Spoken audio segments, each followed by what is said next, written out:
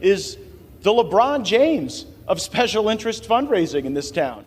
Leave it to Congressman Matt Gaetz to call Kevin McCarthy the LeBron James of special interest funding.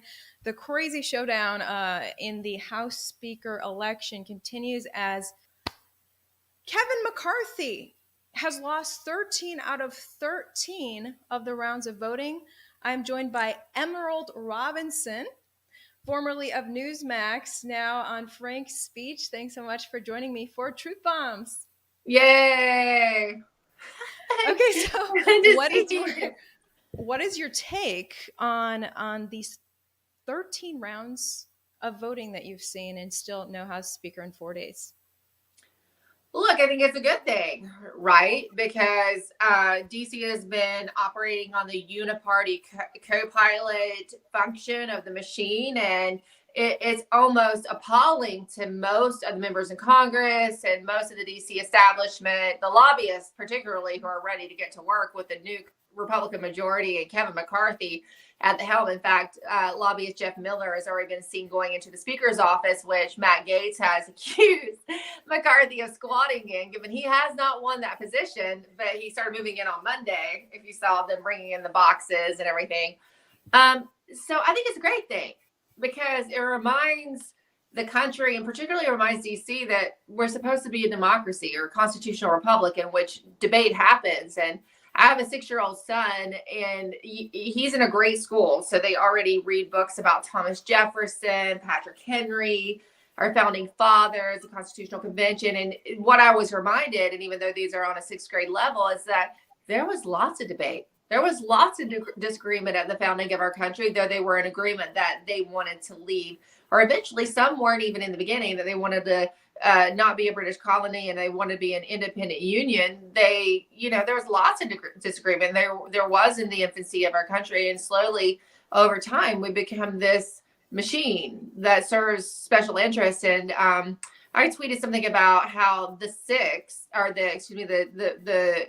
opposition 20 was standing strong and actually representing the people for once. As someone else, it's Sundance from the Conservative Treehouse, tweeted, it's even bigger than that, because America's become a corporation and it's ran by a corporation. And our members of Congress are essentially employees of said corporation. And if they want to stay there, they'll serve the corporation. And this has been a big shakeup. So no matter what happens, I think it's great. I know, and I mean, you've covered DC too. This just doesn't happen. No one has the gumption to go against the uniparty because they know they will come at them with the full weight of the federal government. So this has taken a lot of character and a lot of strength. Yes, we've had some, we had some congressmen flip back to McCarthy today, but they're, as of right now, till 10 p.m. tonight, at least 7 standing strong. And I know probably at least 3 of them won't give in no matter what, but that if it's just 3, McCarthy gets it. If it's more like 5, it's a little bit tougher for him, but I think it's good. I think it's funny that you can see how much members of Congress don't want to do the business of the people, right? They don't want to have to debate. And when they spend $1.7 trillion, we don't have this kind of debate. McCarthy wouldn't care. If it was sending another $100 billion to Ukraine, we would not see him fight this hard, right? It's just because it's his own interest and his own skin in the game. Right. And the DOD announced more funding for Ukraine today. Yeah. Exactly.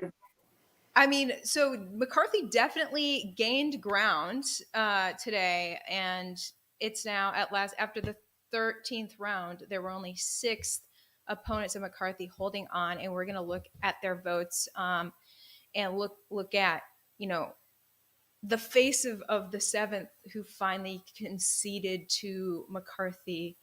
And it was just like the look of shame on this congressman's face when he had to say McCarthy, when he held out against McCarthy this whole time. We're going to show that. We're also going to get into the January 6th anniversary, because you were there covering it for Newsmax at the time. You just told me at Capitol Police shut down your live shot. So we're going to jump into all of that, as well as some other very interesting news. So before we do, a shout out to the sponsor of my coverage. Noble Gold Investments is pleased to let you know that gold is the best investment class of 2022. According to longtermtrends.net, gold has actually outperformed the S&P 500, Dow, and Bitcoin for 2022. So what are you waiting for? Open a gold IRA or silver IRA with Noble Gold Investments this month and receive a free quarter-ounce American Eagle gold coin with every qualifying IRA of $50,000. You can't go wrong with Noble Gold Investments, and there are thousands of 5-star reviews. Of course, there's always a risk in any investment, no guarantee of any kind,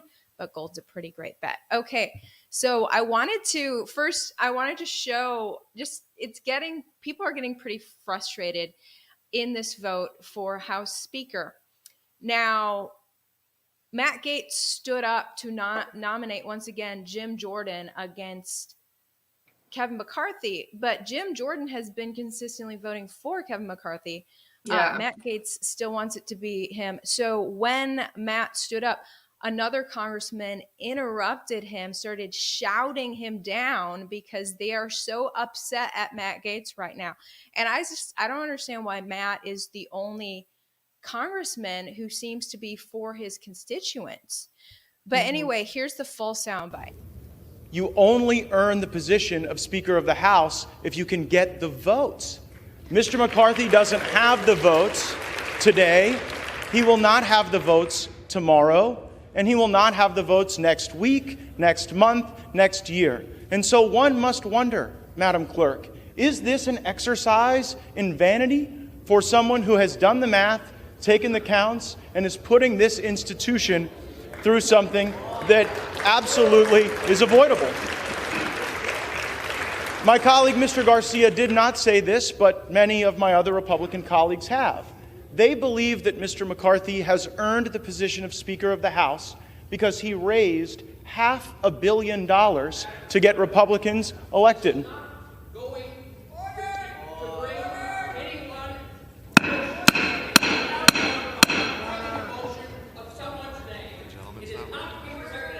The gentleman is not recognized.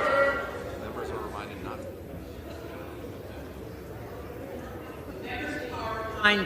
Not to engage in personalities against other members of the House.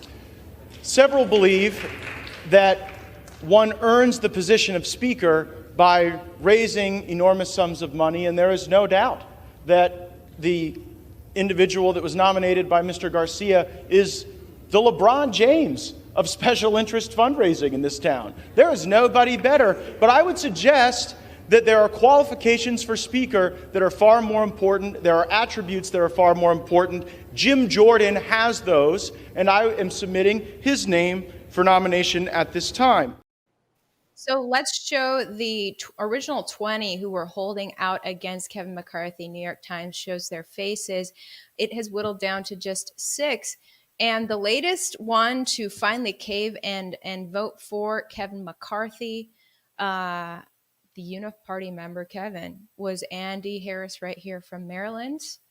Let me just show you guys what his face looked like when he finally caved and went for Kevin when he obviously didn't want to. Harris. McCarthy.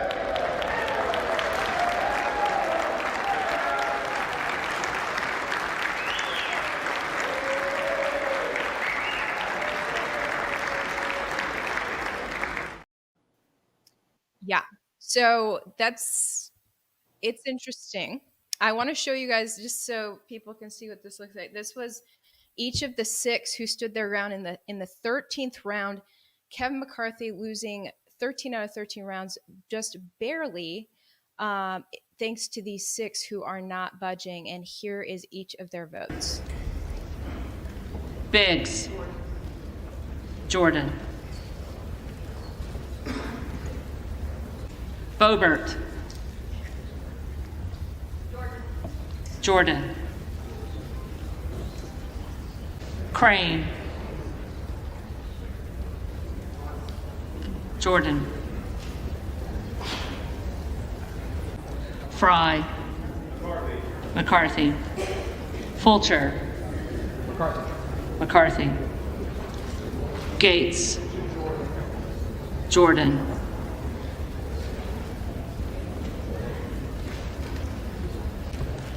Good of Virginia. Jordan.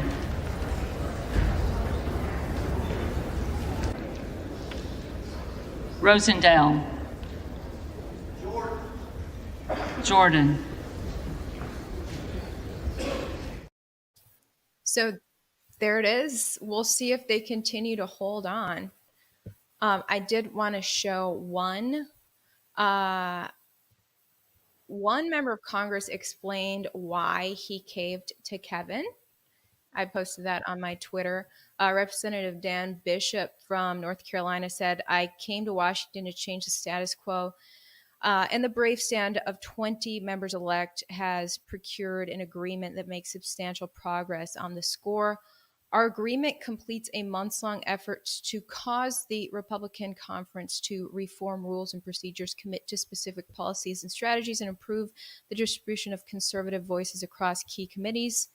These achievements will help to make the People's House truly work for the American people. Again, we will hold Mr. McCarthy accountable to his promises." Do you think anything will change, Emerald? I'm doubtful.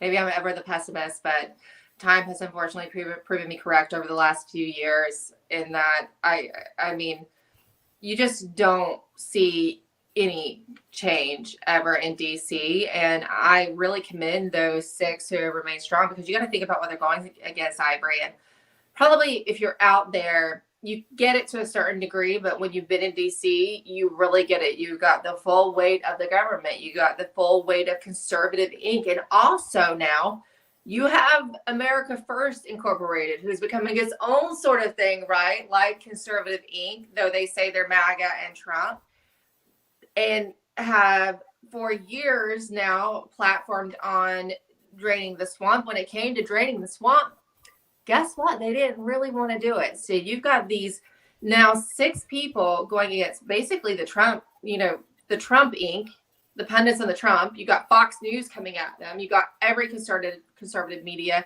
outside of the real independent, what people call conservative, but real independent media. And you've got the federal government, you got Democrats. So this is quite remarkable what they're doing. Now, they say they've procured, the ones who have caved, that they procured some agreement. But look, this is something that they presented to Kevin McCarthy back in the summer, Ivory. And this should actually be baseline for any Republican majority, right? It's a rules package that is just trying to peel back some of Pelosi's rules. It should have been a given. It shouldn't have even been like a question for Kevin McCarthy or a Republican majority to have this kind of rules package. So when you talk about how much, ground is really gained, in perspective, it's really not that much. It's trying to just set the baseline back to what should be. And if we're looking at, I think Tucker has some good suggestions about the January 6th defendants and releasing all the information, all the footage from January 6th. I don't see Kevin McCarthy being brave enough to allow that to happen. And when we're talking about these investigations, right, everybody's like, well, Jim Jordan is going to be at Judiciary, and we really got to get to these investigations because the Republicans are going to hold them accountable. They're going to really do this and this and this. At best, let's be honest, this just proved to you, okay, that there are not enough Republicans in the Republican majority to be brave enough to actually use the power of the purse, which is what it would require, right? Let's say they do the investigations and they go ahead and solidify what we all know, that the FBI is totally corrupt, the DOJ is totally corrupt, most every institution, the CIA is absolutely corrupt, the DHS, Department of Homeland Security, all of our institutions are very corrupt. Okay, they put that in a report. And now it's like, what kind of accountability do you have? Let's say we're going to go church style. And you're going to look at doing it through the appropriations process because that's the power that Congress has. Do you think this Congress, who backed Kevin McCarthy, and they couldn't explain to you other than the fact that he's good at fundraising as a selling point, can you imagine that they're actually going to hold out on a spending bill to cut funding to the FBI CIA, Department of Homeland Security, so that they can't do their Ministry of Truth and do their targeting of domestic terrorists, which is, we're probably on that list. They just prove to us they don't have that courage. So at best, you're going to see some theater. You might learn a few things that Jim Jordan wants to put out there and go on Fox News and talk about. But at the end of the day, they're going to do referrals to the Biden DOJ where they're going to die. And everybody's going to pretend they did something. Yeah, I don't have a lot of hope either. Sorry. So fun. No, and I mean, not only defund the FBI, but just get the FBI to follow the Constitution. Well, and you have to do that by rolling back, right? Because they reappropriate. So what we've learned about the FBI through these whistleblowers, and we're going to have one on the show on Monday on the Absolute Truth. What we have learned is that they took away funding and resource from going after human trafficking, sex trafficking, child trafficking, to reallocate those resources to going after grandmas and grandpas who, unsolicitedly trespassed at the Capitol or who maybe posted the wrong thing on social media, and are ignoring real sex crimes with real victims. So what you'd have to do is cut their funding so they couldn't have those resources. But I don't see enough gumption in a Republican majority outside of those 5 people to do it. It takes more than 5 or 6. Right. Absolutely. Okay. So I want to show, so Matt Gaetz yesterday nominated Donald Trump, which I've seen a lot of comments saying nominate Donald Trump for House Speaker. Matt Gaetz actually did that, and Trump responded on Truth Social by posting this image, kind of joking. That's him as House Speaker. But speaking of draining the swamp and getting Kevin McCarthy out, Trump endorsed Kevin McCarthy. Trump, the king of draining the swamp, endorsed this swamp lord, which was really confusing. What's your take on why? He's actively making calls for Ronna McDaniel too. And so that's because of the people he has. Why is Trump doing this stuff? Well, it's because of the people he keeps around him. Trump is like a flashlight. He was amazing, and his legacy will always be that he showed us what the institutions really were, how corrupt they were, how they've been infiltrated by communist Marxist ideology from academia to our intelligence community. But every Shakespearean character, right? Every Shakespearean hero has a character flaw. And he has a sort of the people he puts around him. And it's very Shakespearean, right? Because so often the hero in a Shakespeare play, it's the people who are around them that are the downfall, that betray them, right? And he's just not learned his lesson on that. He still has those people who are opportunistic, and they are doing business with the RNC. And you're saying that Trump isn't with it enough to decide himself whether McCarthy is a part of the swamp or not. I think he knows, but for some reason he believes he has to have them. Like, why would he still be talking to Lindsey Graham at this point? And he still does. He feels like he has to have these people. I don't understand that, but he has excellent instincts. I have been around him enough to know and covered him enough to know that he has great instincts, but he lets other people talk him out of his good instincts. Now, as far as the speakership, if there had been enough traction, he was absolutely willing to do it. He really was. And he had weighed really like pushing it, but I think he felt that there had to be more of a consensus among the members of Congress. I also think he doesn't like to be on the, whatever team gets in power, he wants to say he backed them. And so that's his, now keeping with McCarthy, because he thinks ultimately the McCarthy is going to be speaker, and he'll say, I backed him. But I don't know. And here's the interesting part. Now, I agree, because he has made quite a few missteps recently. I've talked to a lot of members of Congress over the last week, and I've asked, well, how much of a factor is it that Trump endorsed McCarthy? And they're like, well, we don't really think it, it didn't affect those who decided to oppose him, right? They were not deterred by Trump's endorsement of him. And that's big. He didn't make a dent with that endorsement. So a lot of people are wondering, is Trump losing his sway? I think the last 2 weeks, Ivory, has not been good for him, even amongst his base. I think that the big announcement he did, and then it ended up being an NFT card when people thought it was going to be something about the speakership, whether it was saying anyone but not McCarthy. That was a thought that he might say that, or that he would run for speaker. And then when it was an NFT card, if he had just even, because that same day he put out a great, freedom of speech policy. If it had been that, it wouldn't have, even though it hadn't been about the speakership, the policy ideas that he presented in that video were really good. I think people would have really liked it. Then then I think there was a group that came onto Mar-a-Lago that week, and he talked about how he was, on their agenda, and that didn't sit well with a lot of his supporters. He probably should have just not weighed in there. And then the next 2 days, he endorsed McCarthy, and then we hear that he's making calls behind the scenes for McDaniel.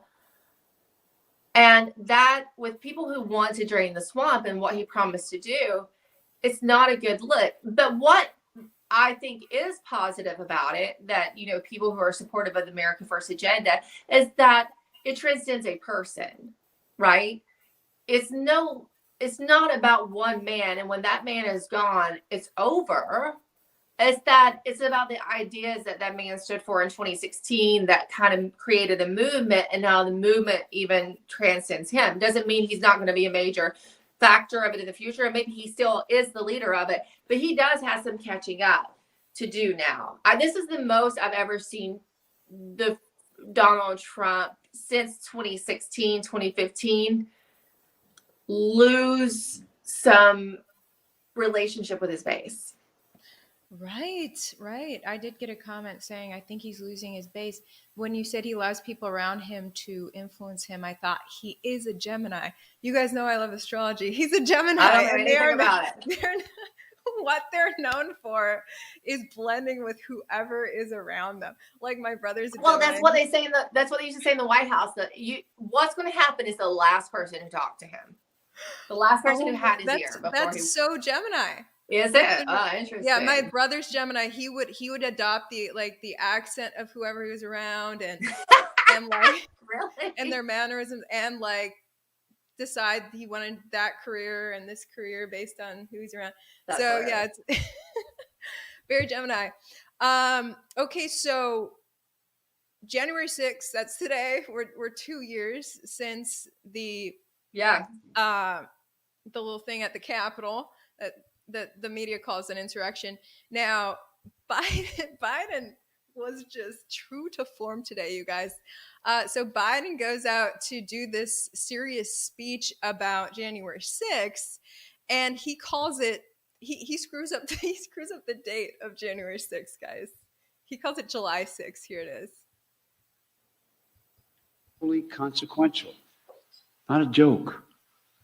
If I can halt for a second and just say to you, the impact what happened on July the 6th had international repercussions beyond what I think any of you can fully understand. Fully consequential. The impact on July 6th had international repercussions. Gotta love Biden. And it's even in his prompter. You know what it is? What's funny He's or sad? He sees the J. He's not sure if it's July or January. Look, the day that, speaking of January 6th, 2021, I was there that day, but I was also there the day standing on the North Lawn in the White House the day that Joe Biden walked through the gate, and he walked past me, and I was even on the 20th inauguration. Yeah. I was there for when the Trump team left. That was a really interesting time, Ivory. I hadn't covered the White House before that, so I wasn't there for any other transition.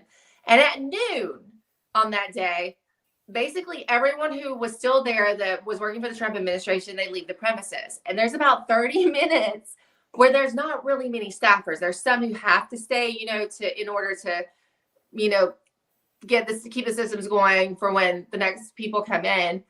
But it was very quiet. I just looked around, and I was watching my monitor and watching what was going on with inauguration and the parade down, the Constitution and Constitution Avenue headed to the White House. But then what's weird is that the Biden people started trickling in, and you have to think, I spent 4 years with a press corps that was totally antagonistic to the past administration. Now, there were some people like Hallie Jackson who would do a really good job pretending to be their friends. And so they'd be a little buddy, but all in all, it's really kind of antagonistic. So there was some fake friends, and they would get them drunk and they would leak to them. Hence, was that one girl, Meredith, who got ousted because she told like Josh Dawsey from WAPO too much at dinner one night because she got hammered.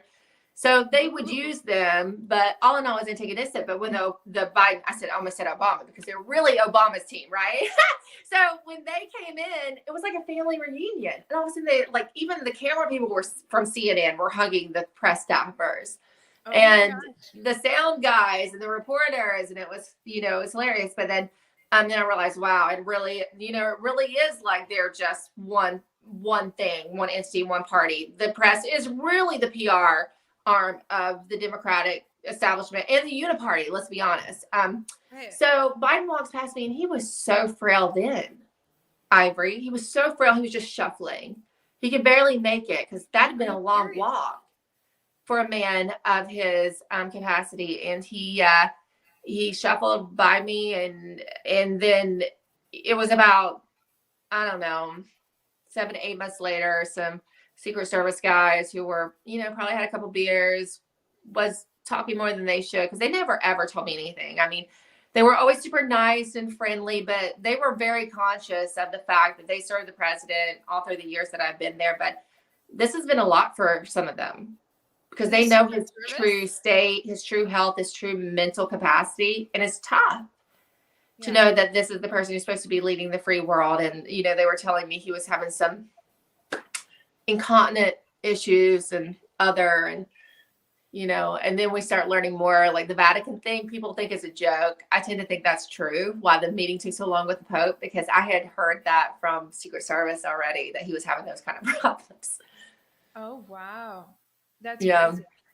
Yeah, I just can't imagine him surviving if he for some reason got reelected in 2024, that he would still be alive 4 years after that, as frail as he is. I don't think anyone thought he would make it this long. I don't think the administration thought he would make it this long. And I think what was also interesting is in the early days, like the first year of the administration, you could tell that Kamala, probably not year, it probably diminished before that, but like the first 8 months, I say, Kamala Harris's staffers seemed like, they were the ones really running things. And they were all like, you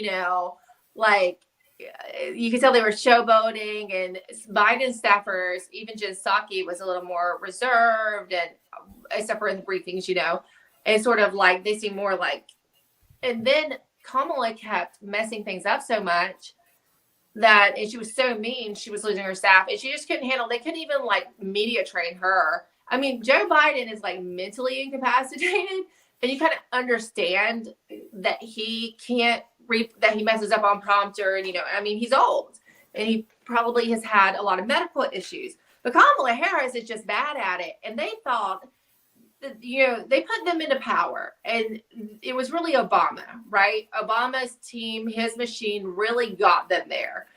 And the idea they thought was like, well, Biden's going to make his way out, and then we'll have Kamala in. But she couldn't handle it. And then they were just kind of stuck with Biden. They never expected him to last this long. I think at some point they really had prepared for her to take over, but then she can't manage to not mess up. She can't speak much better than Biden. I know.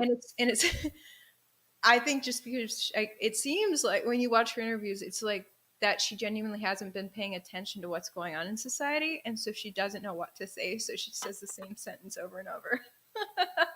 I think she's just actually not that bright. And that surprised me, because I expected Kamala Harris, maybe to be devious, deceptive, and lie. You expect that, but you expect her to be really good at it. And she's not. That was surprising to me. Right. If she's the VP, you would think. She got that far, yeah. Okay, so you were there January 6th, 2 years ago. You were in the Capitol. You were doing a report. I was watching Newsmax. I remember it. So I was working for Fox in Houston at the time. And I remember I was night side. So I was getting ready for work, watching you on Newsmax.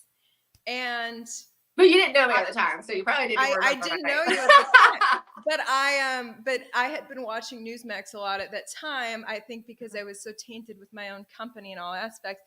And so I was watching Newsmax and I see and you're reporting and you get like, what's going on? Like you get stopped in the middle of your report. I saw this. What happened? Yeah, so I'm sitting there and I was talking about the dynamics of the day, right? And the fact that there were going to be these contests to the certification process and that the evidence of fraud. And you got to remember, there were a lot of people that you don't remember now that were a part of this. Even Rand Paul was amenable to contesting the certification and presenting the evidence fraud that day. And Kelly Loeffler, remember, from Georgia. And there were some senators on board with the obvious members of Congress. But I believe it was 139 members of the House who voted to overturn their election. Yeah, or at least to stall the certification process. And the idea is that it'd be sent back to the state legislatures for more time to look into what happened because, you know, all the evidence they had. And there was a lot. And so I was talking about that. And I think I did say, you know, at that point, I have to go back and watch. I don't think I've ever watched it since, but that, you know, I could hear that Mike Pence was making his way. I was in what is called the Cannon Building Rotunda, and it's like literally the round part, and that's where the press are. I was doing my report on the 1 o'clock hour show, and then I heard like a bang, and I did say something, because it caught my attention, and obviously the audience would know something caught my attention. So I said, you know, I've heard a sound. I don't know what's going on, blah, blah, blah. But then I tried to keep going. And then Capitol Police come up and they're like, you got to stop now, everybody, you know. And I was trying to like wrap it up so it wasn't so abrupt. And then they started just moving me off. I'm like, I got to go. And yeah. So I think that's scared a lot of people. But it wasn't as bad as it looked with me getting pushed off air because we went and sat in a basement in the Cannon Rotunda. And I was with a lot of these reporters who now are saying they're going to therapy and that was the worst day of their life and they're traumatized and they can't actually go back to work in person and all this. And, you know, the most upsetting thing that we face down there in the Cannon Rotunda basement or the Cannon basement is that the Dunkin' Donuts closed, even though the workers couldn't leave the building. Nobody could leave. And we were stuck there without food and coffee. And everyone was really upset about that. I mean, we didn't have signal. We didn't know much what was going on outside. But yeah, and I see now a lot of these people and members of Congress. I saw them around and we talked and we chatted. And, you know, and I see them now like talking about how it's the worst day of their lives. And it wasn't. So in your area of the Capitol, it was boring. It was just we sat there, and I mean, at this time 2 years ago, 5:30 p.m., I was still sitting there. Wow, that's crazy. Yeah. So January 6th, 2 years since then. So we talk about the $1.7 trillion spending bill that was just passed, which the 20 who've been holding out have been saying this is part of why we got to get rid of McCarthy. He's all about these spending bills. The bills always have a bunch of things snuck in them. And one of them was reforms to the Electoral Count Act, which ties back to January 6th. Yeah. So spending bill that passed just before Christmas, apparently now it prevents what happened 2 years ago where all eyes were on Mike Pence, wondering if he would do the right thing, as a lot of Republicans were saying, and send it back to the state legislatures because there were just too many questions about the integrity of this election. They've shut that down now.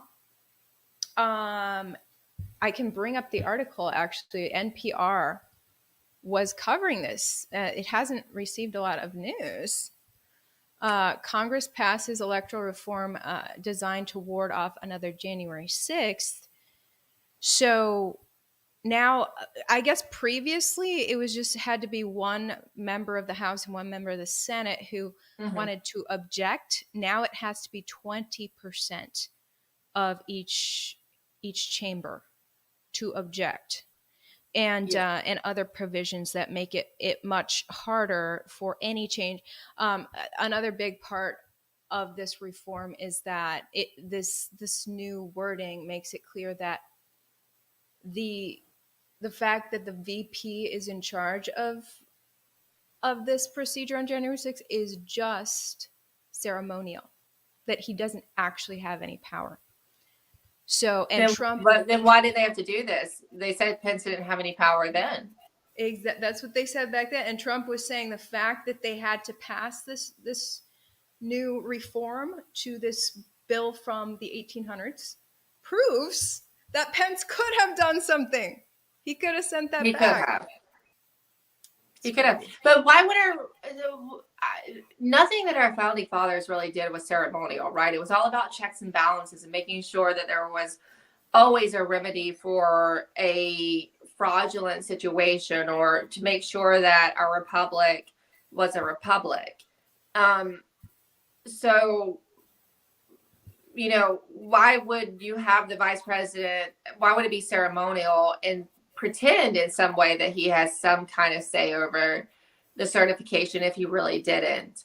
And that day, according to how the law was, Mike Pence did. He tries to act like he didn't. He even changed. Remember, he changed what he said from what is typically said by the vice president during the certification process to make it seem more as he didn't have any power, and that he literally changed the verbiage he used. So look, they wouldn't have done it if there had been if he hadn't had the power. And now, you know, I'm a little bit disappointed, particularly in Senator Rand Paul for just supporting this, because he never likes omnibus bills and bills tied into these big bills supposedly, and then this is tied into this, you know, big omnibus bill, but also is some of the legal, you know, like the Puppy Act or whatever that he supported,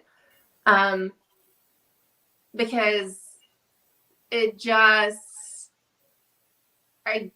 this is what the Democrats wanted, and it makes it harder for the people to fix their elections, right?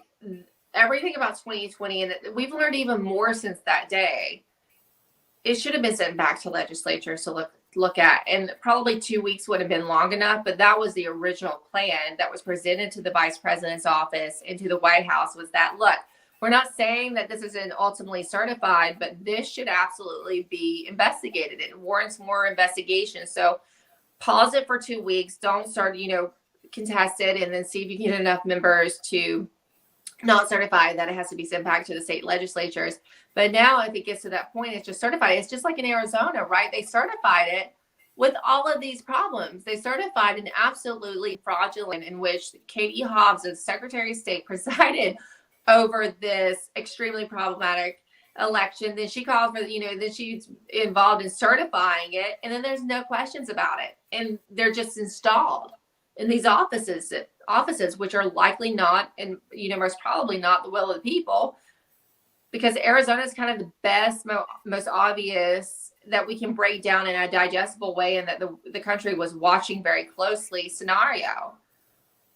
Absolutely. I was just reading that the Idaho killer, who's been all over the news, was tracked down with the same sort of cell phone ping data that they used in Dinesh D'Souza's documentary with True the Vote to track down these traffickers of the ballots.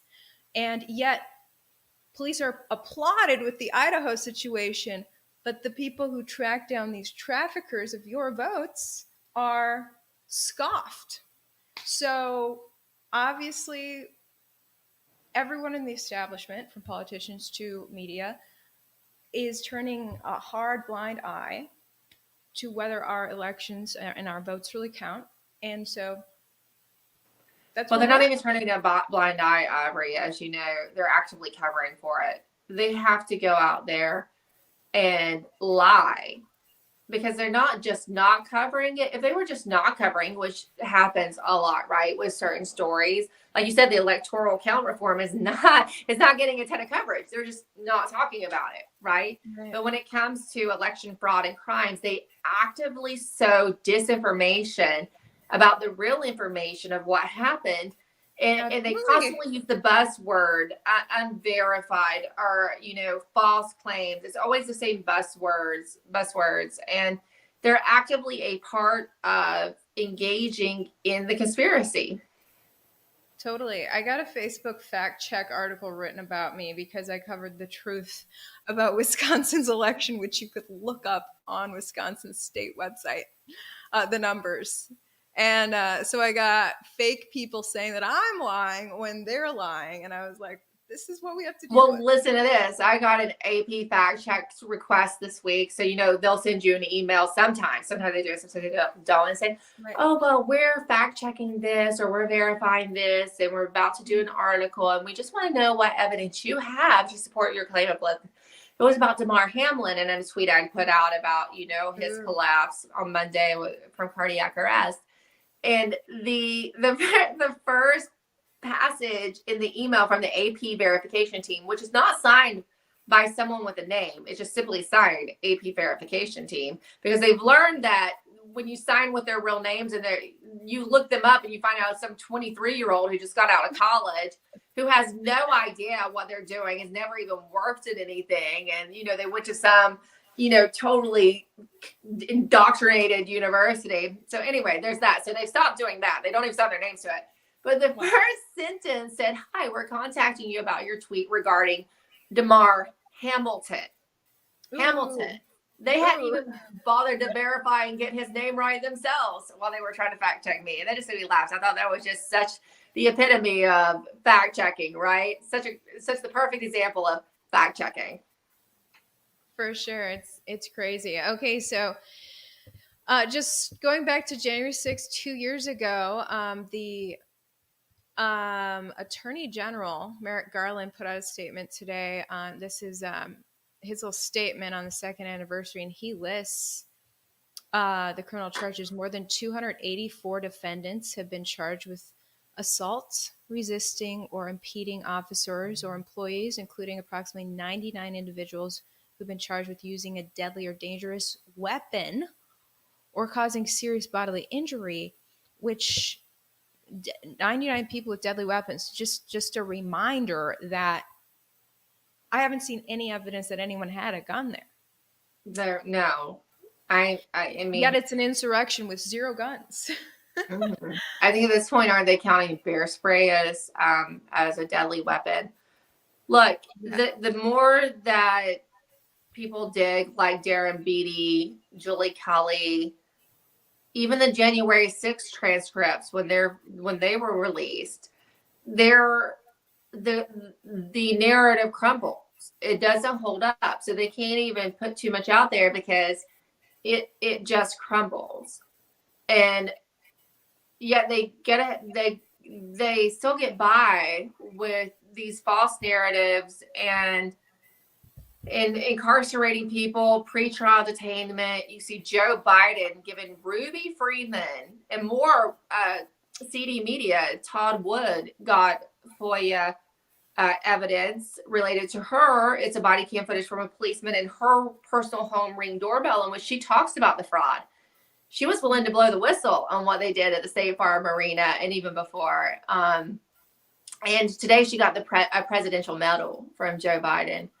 Wow. But if there's no pushback and there's really not that much, outside of 5 congressional Republicans, how much do you hear about the plight of the J6 detainees from anyone in Congress? No one in the Senate.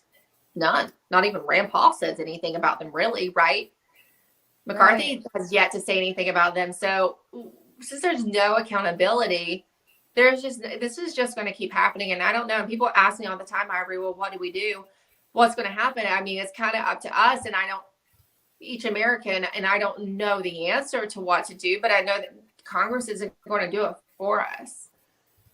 And there's not going to be accountability. I think the best thing we can do is try to, in a kind way at this moment, stand up for these people and also get involved. I mean, I talked to some people, who are political operatives, and I had a friend who was particularly successful in the school board races. Like, he's actually more responsible for the school board wins in Florida than Governor DeSantis is. He was the operative who went in and did the strategy. And, yes, DeSantis is governor and he can take credit, but it was really his strategy. And that's been replicated across the country. And you even saw wins in, a state like California. And I asked him, I said, it feels many people feel that it's lost. It's all lost, And I said, but you gained these, you were able to affect change in the school board, in the school boards across the country. It kind of didn't even matter the state. They wanted some blue states. And I said, is that possible at the local, other positions at the local level, say this, the board of supervisors, the election commission, whatever. He said, absolutely. The same strategy can be replicated everywhere. And he said, often there's not that much interest in those levels, right? And so right now, that's still possible. So I think that's one thing. And I think also, I have family even around me who don't understand. They believe what CBS and MSNBC tells them about, J6 and the election fraud and the vaccines, and they're related to me. But slowly and surely, and I don't do it in a bad way. I don't yell at them. I don't even say you have to watch my show. But every now and then when it comes up, I'll say, oh, well, this, right? I just give them a fact. And then I might show them an article, and they're slowly and surely understanding that they're being lied to. And so I think it takes a lot of that.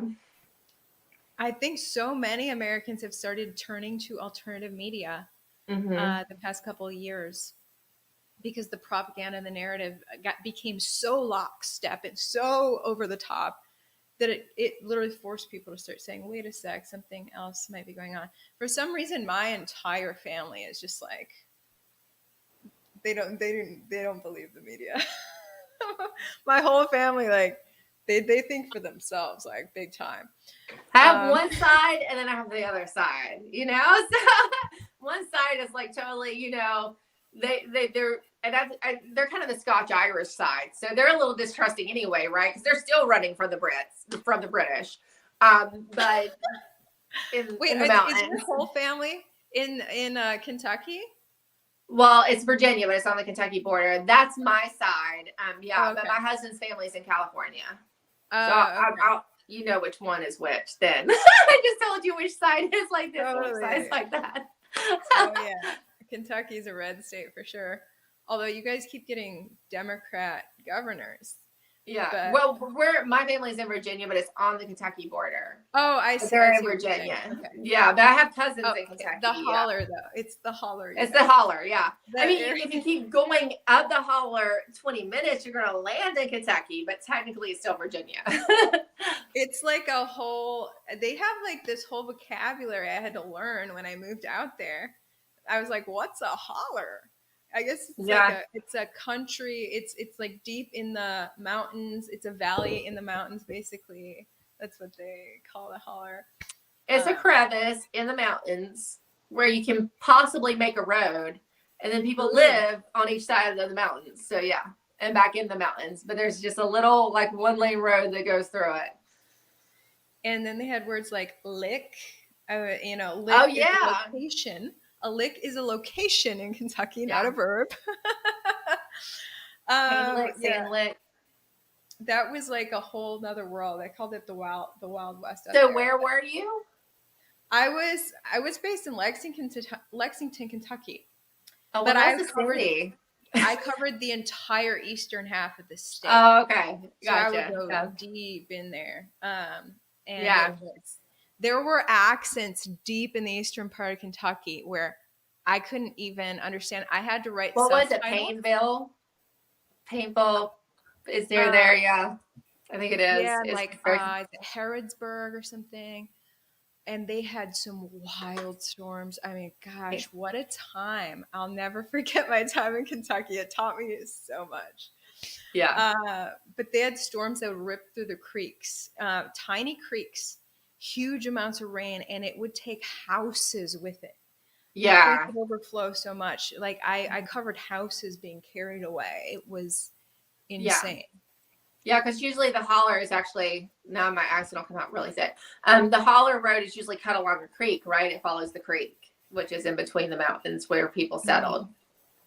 So you got a cow, you had water, you'd have some cow and goats. Yeah, interesting times. Loved it there, actually. Well, I hated it at the time, but now my memories are the sweetest. Okay, so we're going to switch gears and look at, let's talk about gender roles. We have a proposal video. Here it is. It's a beautiful night.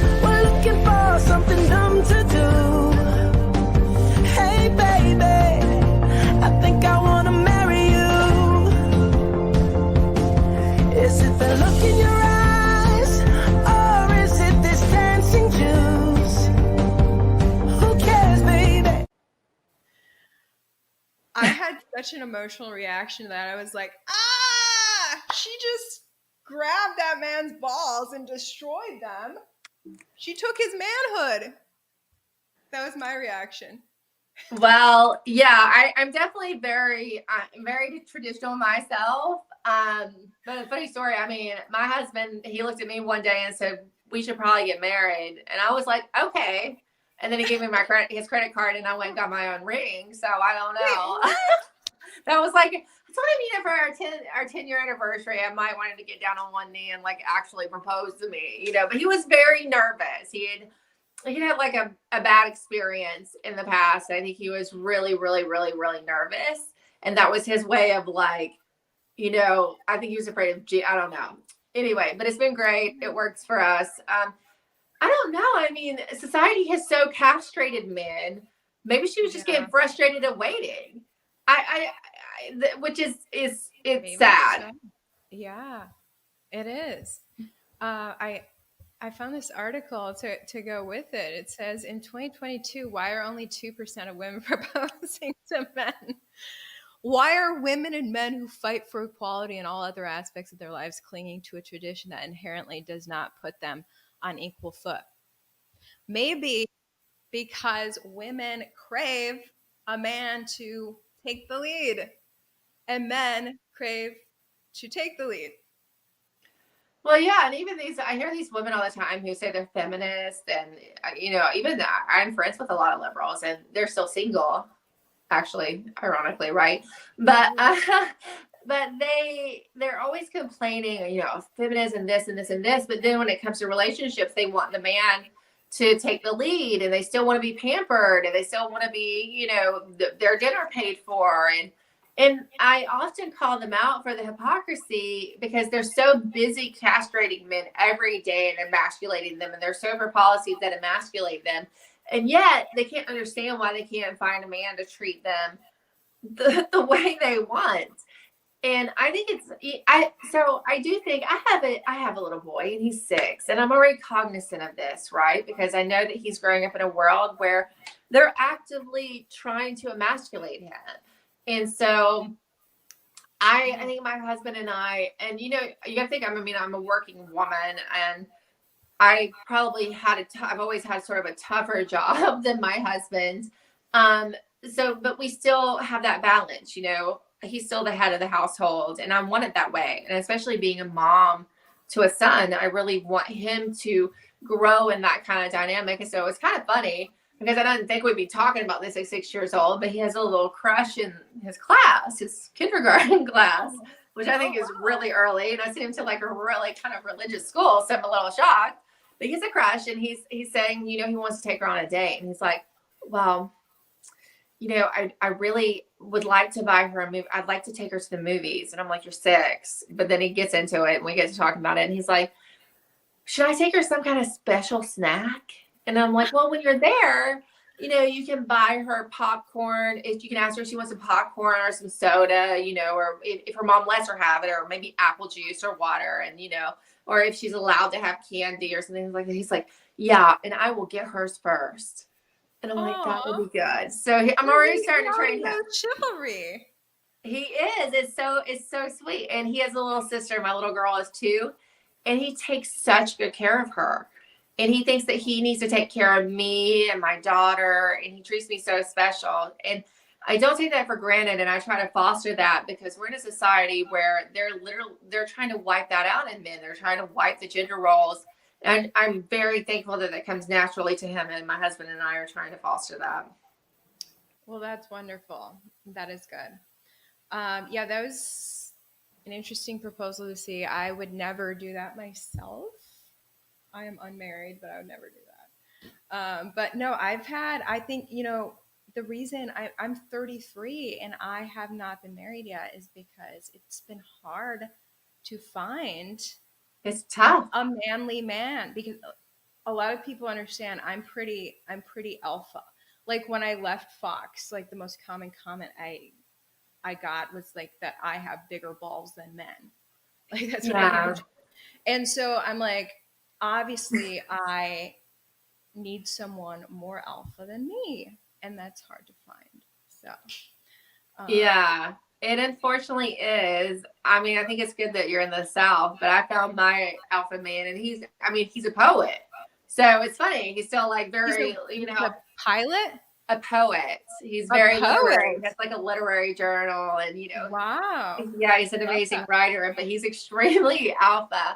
I wouldn't have thought that at first, but he's very about traditional roles. But look, Ivory, I didn't meet him until I was your age. How old are you? I'm 41. You look so young. Yeah, Oh so let me tell you, girl. So I have hope. Yeah, and then after that, like, we met each other and we just kind of knew. I mean, there was a weird proposal, but he, it didn't take too long. And so, I was old enough to appreciate it too, and appreciate his alpha maleness, I think. So don't worry. That's true. Sometimes when you're a younger woman, you're living in your masculine. I think I was living more in my masculine in my 20s. Or you're just like, you don't control me. Exactly. You're really freaking combative and stuff. Yeah. And you're like, and then you gain some perspective and you're like, what am I doing? No, Yeah. I want him to lead. Yeah. Interesting times. All right. Well, I think that does it for us. Emerald is on The Absolute Truth on Frank's Speech. I have linked Frank's Speech down below, her show, as well as her Twitter and Substack. Oh, we didn't look at the comments. I've got to shout out the commentators because I appreciate you guys. I'm not used to doing this, with comments. Yeah, there's been live comments the whole time. The stats are tough. You're looking at about 1% of the male population of the world. What that has more alpha than me? Come on now, guys. I'm not that alpha, am I? I mean, it's not a comment on you. I mean, unfortunately, it's a comment on the male population. Oh my gosh! 99% of men need to be on testosterone. Right. Stop the video games, you guys, and go hunt some animals or something. Yes, definitely. Let's see. Imagine how many men thought Emerald was out of their league. Everyone's commenting that they love you. And they said that 80%, someone said that 80% of women initiate the divorce. I did not realize that. I think that's probably true. Yeah. It's mostly women who want to divorce. Mm-hmm. Wow. We've had so many male friends, and their marriages end, and it was really the wife's decision. So, this person said, "WTF is that beta letting a woman get on her knee?" Right? I'm just like, he should have just stopped her, yeah, and done it himself or something. But yeah. Obviously, he didn't have a ring because who knows what's going on. It'll be interesting to see how long that lasts if they do get married, right? Exactly right. Yeah. Are guys really into that? I would say most guys are not. Okay, thank you all so much for tuning in the comments. Be sure. Oh, real quick follow up on Greg Phillips. I have not seen what's going on with True the Vote. Have you? I have not, because I've been so buried in the speaker issue and some of the stuff in Georgia still going on. There's a lot going on in Georgia related to election fraud now. So. Oh yeah, there's so much. That's right. Donald Trump just posted surveillance video of what happened in 2020 in Georgia on his True Social. Mm-hmm. The Greg Phillips and Catherine Engelbrecht lawsuit was just in its beginning stages this past fall when I covered it. And they had an initial gigantic hiccup where they went to jail. But now that they're past that, it's just plodding along. And I'll have to check back in and do an update on that as well. With that being said, thank you so much for tuning in, everyone. Click Emerald's links down below, and we'll see you later. Good to see you, Ivory. Thanks. This is fun. Yeah. Okay. Talk to you later. Bye. Bye.